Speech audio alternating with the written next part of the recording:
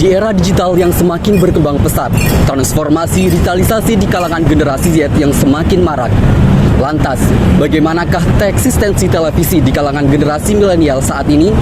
Pada kesempatan kali ini, kita akan mengulik bersama bagaimanakah eksistensi televisi di kalangan generasi Z saat ini. Berdasarkan survei yang dilakukan oleh mahasiswa Universitas Al-Azhar Indonesia, menunjukkan bahwa 57,1% generasi Z memiliki frekuensi rendah dalam menonton televisi. Hal ini berbanding terbalik dengan generasi sebelumnya, di mana televisi menjadi sumber hiburan utama. Alasan utama di balik penurunan ini adalah karena Gen Z lebih menyukai konten yang personal, interaktif, dan sesuai dengan minat mereka. Platform streaming online seperti Netflix, YouTube, dan Disney Plus Hotstar menawarkan berbagai macam konten yang dapat dipilih sesuai selera. Gen Z juga lebih suka menonton video pendek di media sosial seperti TikTok dan Instagram. Kakak dengan siapa kalau boleh tahu? Lala. Pak, Iya. Kakak kalau boleh tahu seberapa sering kakak biasanya menonton televisi? Kalau sekarang jarang, lebih seringnya waktu kecil. Iya. Kenapa kakak sekarang jarang menonton televisi?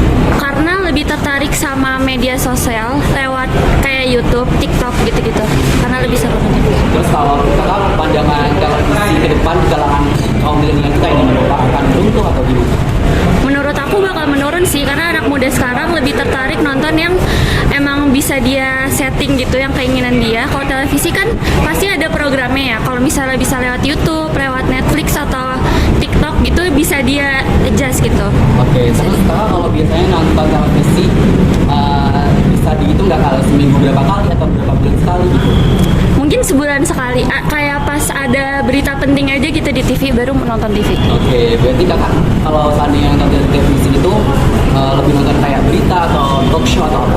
Berita atau enggak mungkin kayak talk show yang waktu kecil gitu, tiba-tiba ada lagi gitu baru tertarik buat Dan nonton. channelnya kalau boleh tahu? Channelnya Net TV. Nanti. Iya. Selain itu, televisi dianggap kurang fleksibel dibandingkan platform streaming online. Di televisi, Gen Z terikat dengan jadwal acara yang sudah ditentukan, sedangkan di platform streaming online, mereka dapat menonton konten apapun, kapanpun mereka mau. Kalau boleh tahu yang kak siapa? Kena. Kak Kena, seberapa sering sih Kak Kena nonton televisi saat ini? Jarang sih, jarang banget ya. Kalau bisa dihitung, misal kalau dalam 1 bulan sekali atau berapa kali bisa dihitung? Bisa. Paling 2 kali, 3 kali. 2-3 kali. Jadi kalau nonton televisi itu kayak yang ditonton kalau berita atau talk show atau apa?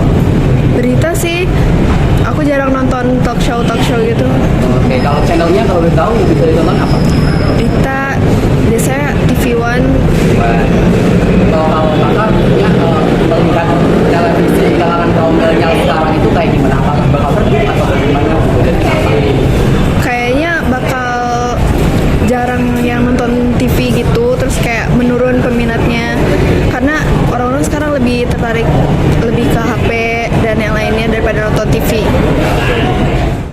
Penurunan minat Gen Z terhadap televisi berdampak pada industri pertelevisian.